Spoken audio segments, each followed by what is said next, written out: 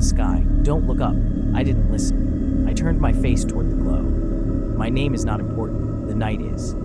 I was driving home on a rain-slick highway, the kind of late hour where the world feels borrowed and everyone else is only a shape moving in the dark. Headlights bled into one another like slow tears. The radio was off. The silence felt like a held breath. Then the first sound came. Not thunder, not a plane. A deep, wet crack that made the bones in my jaw vibrate. It was far away and everywhere at once. My car shuddered as if the earth had coughed. At first, people thought it was an accident. Cars clustered, hazard lights blinking like nervous eyes. We all pulled to the shoulder. Steam rose from the asphalt, and the air smelled wrong, metallic and sharp like pennies and old batteries, with a sour bite of something that could have been sulfur or something older and meaner. A smell that sits behind your teeth. I stepped out because stepping back felt impossible. You step out to see, and once you've seen, stepping back becomes a lie. The sky had become molten, not simply lit, molten. A column of orange flung itself upward, a furnace reaching for a blackened sky. The first rock hit, not a meteor as the movies show, clean and distant, but a hulking, ragged thing, heavy with heat, trailing a tail of sparks and something like breath. When it struck, the sound bent. My ribs remembered it as if I'd been punched. Concrete cracked somewhere ahead, a distant rumble that traveled through the soles of my shoes. Sparks rained like embers from a god's fireplace. People gathered at the road's edge like witnesses to an execution. Their faces were silhouettes, mouths small and pale against the light. Someone laughed, a sound sharpened by fear, and then silence swallowed it. The line of cars behind me stretched into the dark, brake lights painting red pucks on the wet surface. Engines hummed, idled, then died. There is a peculiar hush that follows something enormous. The world tilts toward listening. I remember the taste of dust. I remember the heat washing over us in waves, each breath an oven gust that made the hairs on my arms stand and then droop. I remember reaching for my phone and finding the screen useless, like a liar that won't answer. And above everything, the sky kept throwing down more of them, smaller at first, then larger, not falling so much as being hurled, like stones from a distant, angry hand. I kept telling myself it was a storm. I kept telling myself we would all return to our cars, to our homes, to the small, polite lives we had left. But denial is warm and thin against what the sky had become. The next impact lit the horizon like a cathedral on fire, and that is when the road stopped being a rote and became a place where time held its breath. After that second impact, the air changed, not only hotter, but viscous, like breathing through fabric. People stopped moving in groups and began to fragment, each body orbiting its own small panic. I followed a man who kept saying the same phrase over and over. It's just rocks. It's just rocks. He said it like a prayer and like a lie. His hands trembled so hard he couldn't light a cigarette.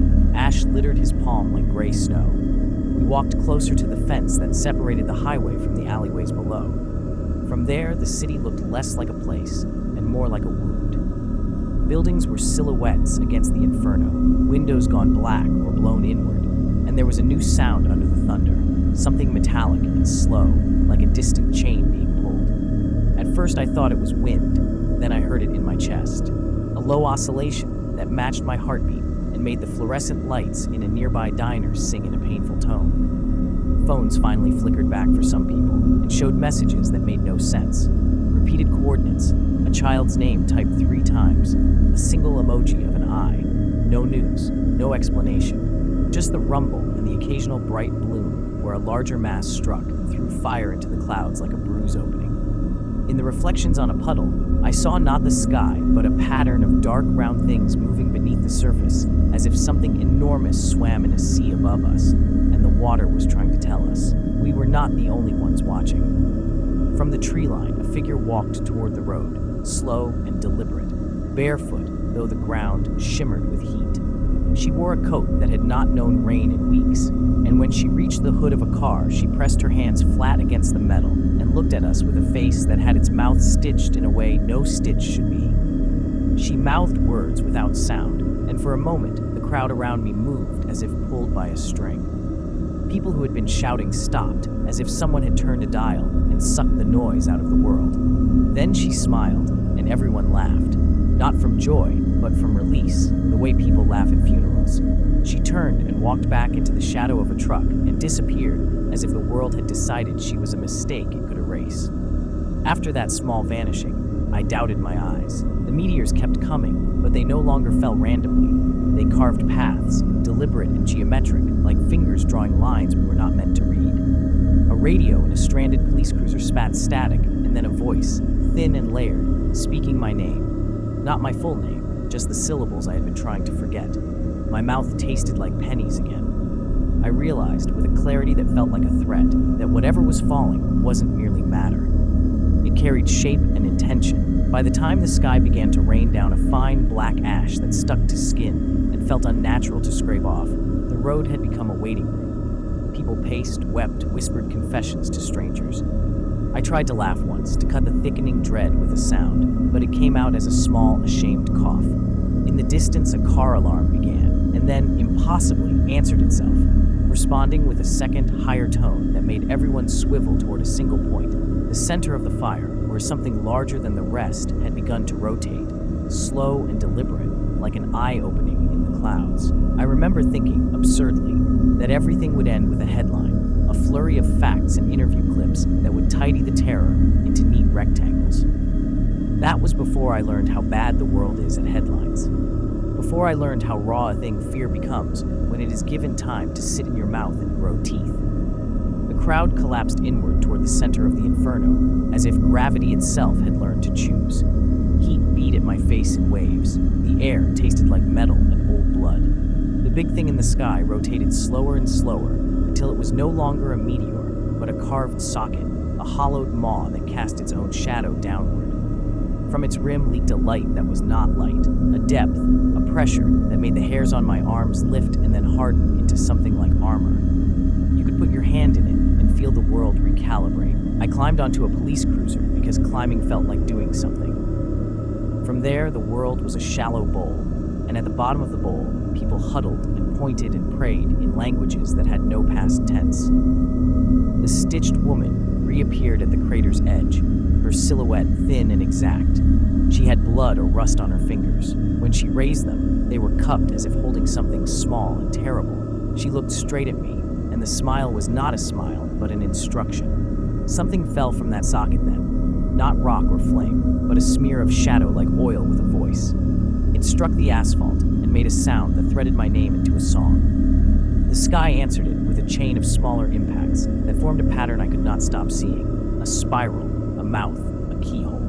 The air hummed with a language of pressure and omission. People sobbed and laughed and held their children close, though many of the children were no longer children, their faces stretched by light into older shapes that knew the end of the sentence.